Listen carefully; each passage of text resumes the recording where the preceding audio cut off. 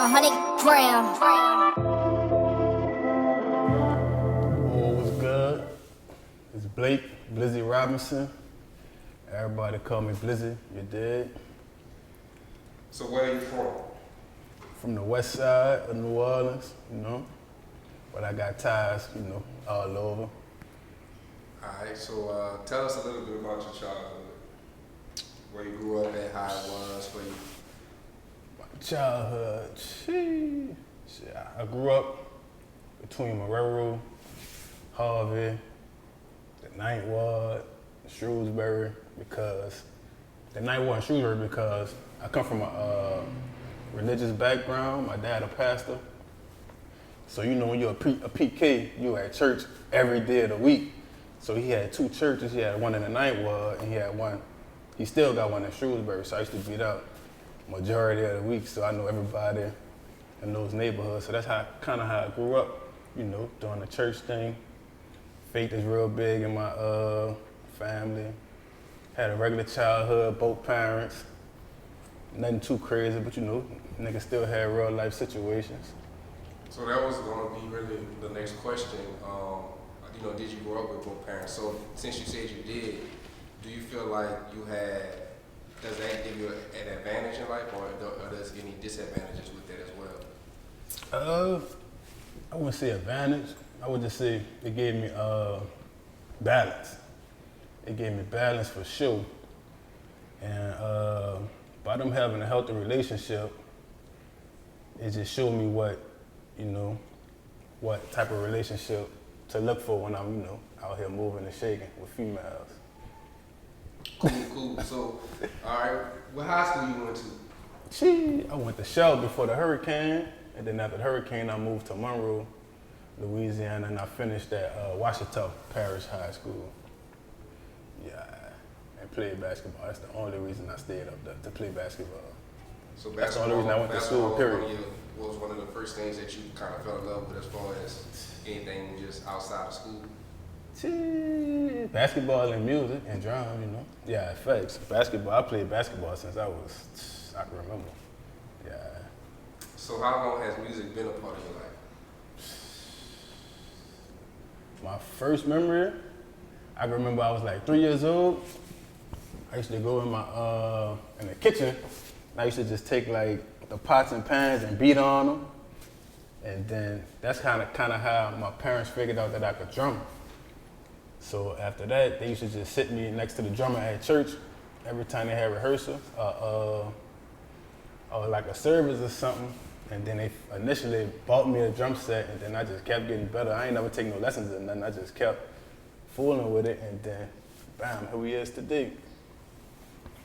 So how did that progress? Like as far as you starting off with that, how did that start the progress? What do you remember those specific points when you just like, yeah, I'm doing this, and then I'm getting better, and keeping that confidence to keep on doing it? It really, I don't know if you really notice it until people tell you. You know what I'm saying? It's almost like having a brand. Niggas be like, dang, that's fire. They'll tell you if it's poop. It's kind of like the same thing with anything. You see what I'm saying? It's like if you're good, people will let you know. If your product good, people will let you know. So it's like I just kept playing, and then people like, damn, you good. And I just kept getting better, kept practicing, and then. So you feel like basically that's one of the things as far as mainly like when people like a product, you don't stop doing it. Right. Kind of like deal. So you feel like even for other people out there, if they find something that other people tell them that they're good at, or they feel like they should keep doing it, they should stick with it. Definitely. If you got something, why would you stop something that's working? See what I'm saying? So, yeah, it's just if it's I feel like you've been, of course, you're a humble person, we know you personally. Yeah. But you kind of got to talk about like the people you have played for, like where you at currently. Ooh, I mean, I thought you were gonna ask the question. You know what I'm saying? I gotta stop you really, yeah. So, Nah, I don't be like bragging, dog, cause I be feeling like I be like letting it work. Just like you said, you know why I'm so humble? Because my dad humble, dog, and my parents. So that's what, you know what I'm saying? Humble is key. You always be humble. Right. Thankful for the blessings, all that, but let people know that really what you got going on, man. I be feeling like I be wanting to let people know, but I feel like that stuff don't really make you. You know what I'm saying? It don't make you, but the story is important because it may help somebody that's under you. Like, man, this shit could take you to these places. You're right. I gotta do better, son. I gotta do better. Well, since my dog Dev told me to let y'all know, I play drums for G-Eazy. I've been with him for about probably over 10 years now. I've been with him since the start. I've been with him since the start, since he was going to school at Loyola. Actually, you know what the crazy thing is? We used to rehearse at my church at like 10 o'clock at night because I had the key to my church. So I'd sneak in the church and let us rehearse. This is before we had any money, before we had was getting booked for paid shows. We'll pull up in the hood where my church at, and we'll just go in there at 10, 12 o'clock at night and rehearse. And one of the times, funny story, my church so much in the hood that he had pulled up before me one time. So the little dudes the little dudes in the neighborhood, they had kind of like ran him off from over there, like, man, what you doing over here? Type of junk. So he called me, and I'm like, nah, you good. I'm like, man, put him on the phone. I was like, man, he with me, he good. Type jump. But that's just like one of the early funny stories because, like I said, I knew everybody in the neighborhood because I used to work at the camp in my church, and all the people used to come to camp, and then they just grow up and type jump. But yeah, I played drums for G-Eazy. Been around the world a couple times. Probably been to every country besides Africa.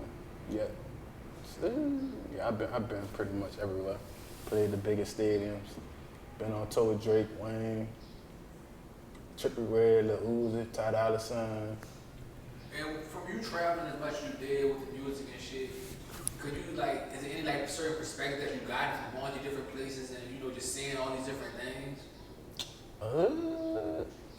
Perspective. Always what the experience in itself, Nah, the experience is crazy. Like I always say, money is good, but experiences last a lifetime. You know what I'm saying? That's why it's like, I'm gonna tell you another crazy story. The thing is, when we first started, this how I really got tied in with G. Like when we first started, I was going to school, going to college. That boy G called me. I was in class. He's like, bro, I can't pay you, but I just got a little gig to go on tour with Drake. We could open up for like 10 minutes. I don't even know if Drake knew we was on the tour, nigga. That's how I type of. It's early. It was early. So he was, cause G manager is one of Drake Drake road manager. So he used to just sneak us on the stage before, while the doors open. Right. So he had called me. I was in class. I'm like, bro, he like, you wanna go on tour with Drake? We got a couple shows that Juice Jamel gonna squeeze us in on. And I'm like, he's like, I can't pay you, but if you wanna come, you could come. I said, nigga, I picked up my stuff out of class. I walked out that class so fast, I ain't been back to school yet. I ain't been back to school because I ain't never liked school anyway. I was just going because my parents, they wanted me to go. But they knew I wasn't no school nigga, so I was going to school to play basketball in high school. Like, school, I ain't never been. I used to fight and do all kind of junk in school, dog. But yeah, that's what I'm saying. You gotta pick the experiences over money. That's what I want to tell all the young people coming up. Pick the experience, the money gonna come. So tell us about the origins of the Loyalty Club. Oh, the Loyalty Club kind of started, dang, it's so deep. It really started as a friendship, you know what I'm saying? It really still is a friendship that just turned into a business. Like, we always was into clothes. I used to this is another hustle I had in high school. I used to spray paint shirts. So everybody used to come for me for the kicks. I used to paint the kicks, spray paint the shirts. Then that just initially, that just kept growing and growing. I'm like, man, I can make a business out of this. And then we had a brand before the Loyalty Club called Sloppy Seconds in high school. If you old, you probably know, me and my nigga Burger used to run it up at 35. We used to paint everybody's shirts. They used to come hit us up for that, and then, bam, that died down. Came with the Loyalty Club. Figured out how to get shirts printed, printed. Just kept, trial and error, building a name, and just steady working and keep trying to grow the business, really. So how many years in did y'all name with the Loyalty Club as a brand? I would say 2015, because at first, it was really just, because I used to do Sloppy Seconds with two other people, Burger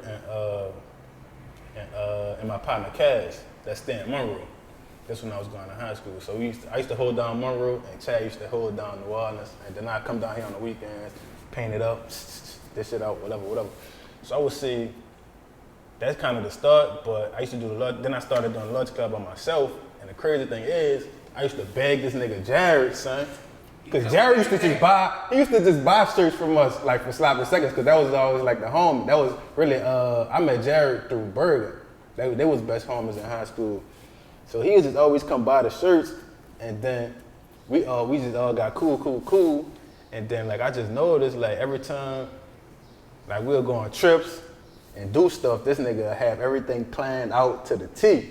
And me, I ain't the nigga to plan nothing. I'm like, I'm gonna call you, bam, let's go, what we done? The day of type jump. But I'm just looking at it, I'm like, dang, he could be a good asset to the company.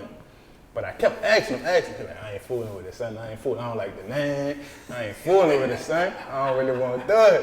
So I'm just keep begging this nigga, son. Then he finally said yes. And then I would say 2015 is when it really kind of like, so right, like I would say 2015. Like you and Jared kind of got like a good balance, like as far as the business part, so like you kind of like more so of a creative mind, but he kind of like.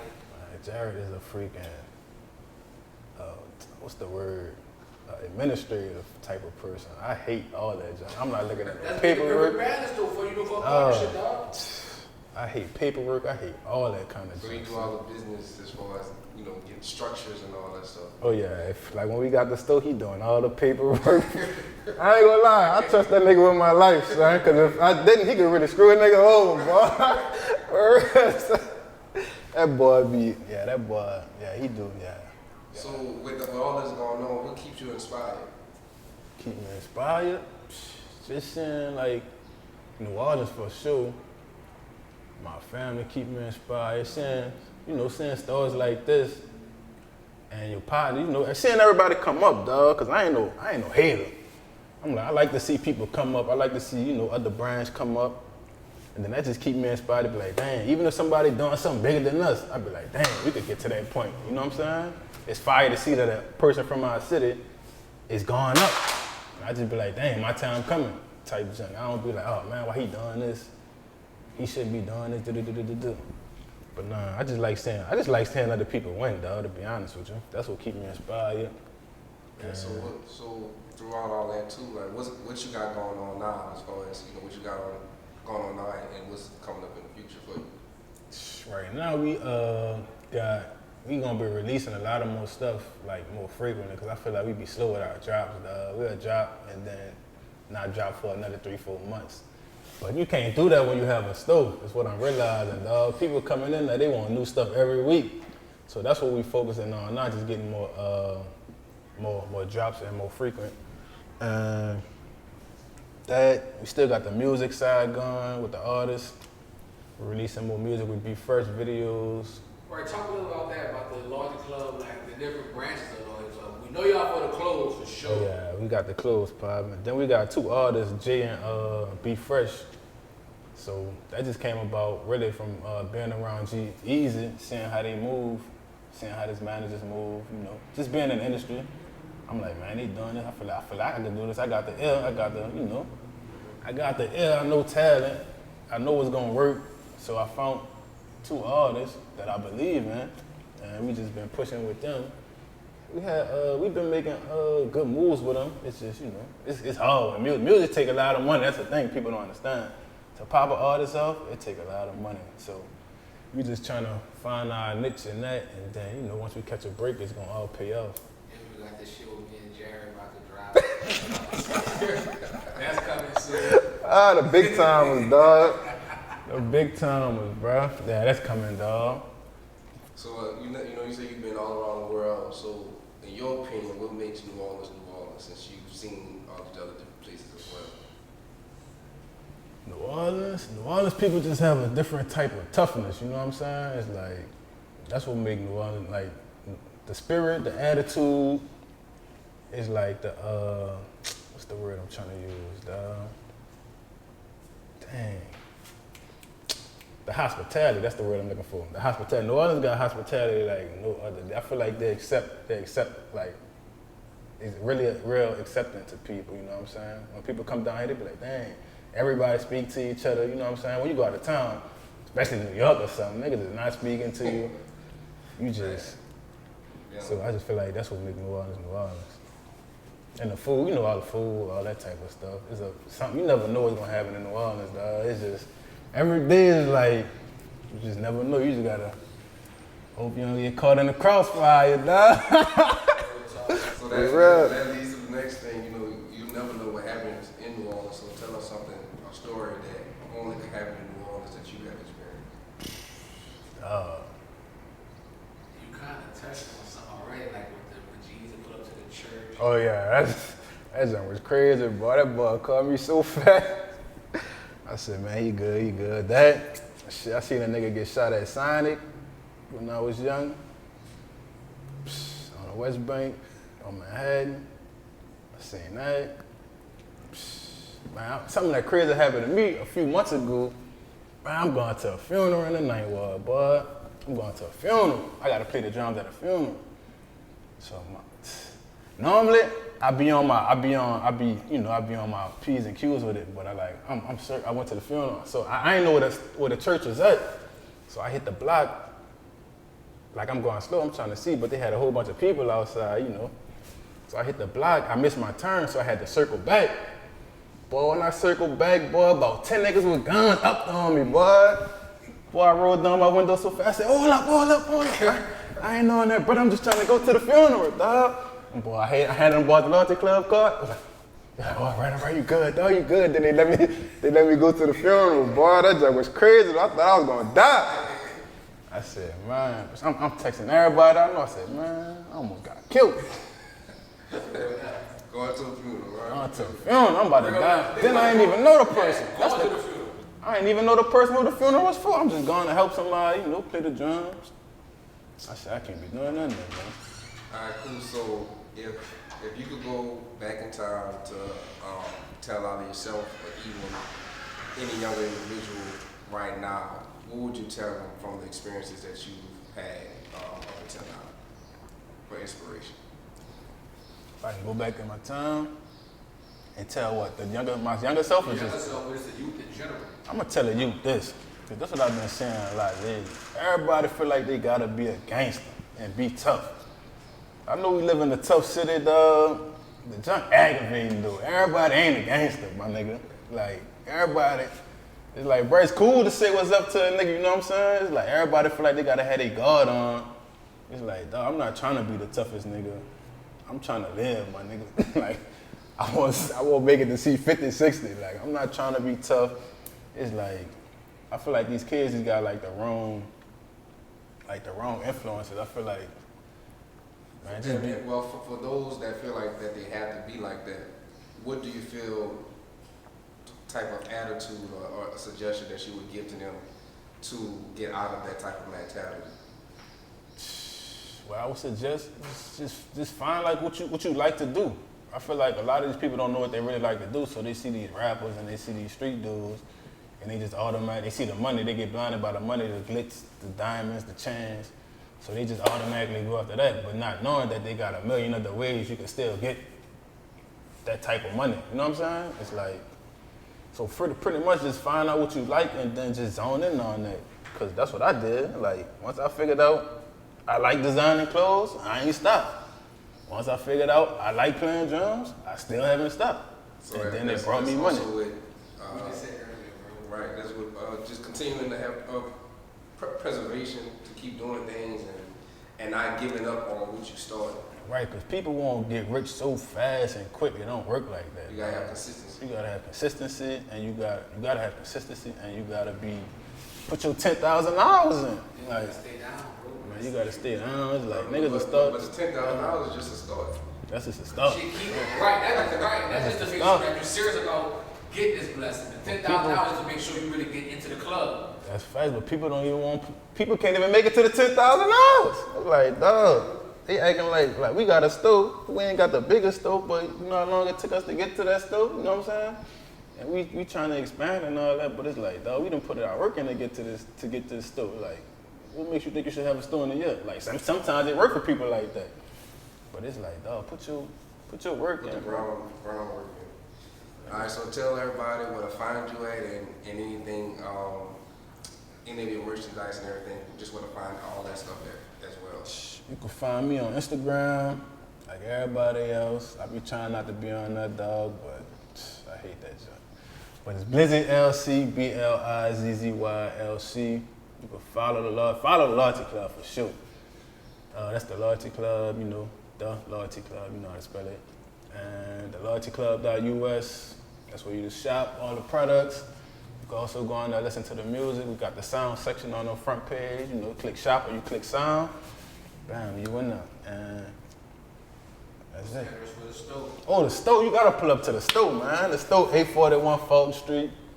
That's in New Orleans, you know, right there next to Rock and Saga. And you know, pull up to Only in New Orleans, come get the Birdman tea we about to release, you did. I mean, it's gonna be out now. It's out now by the time this come out. So yeah, pull up over here. We're gonna have a whole bunch of exclusive merch only for this store, you know. And yeah, get you a prayer life, man. That's all I gotta say. Only in New Orleans.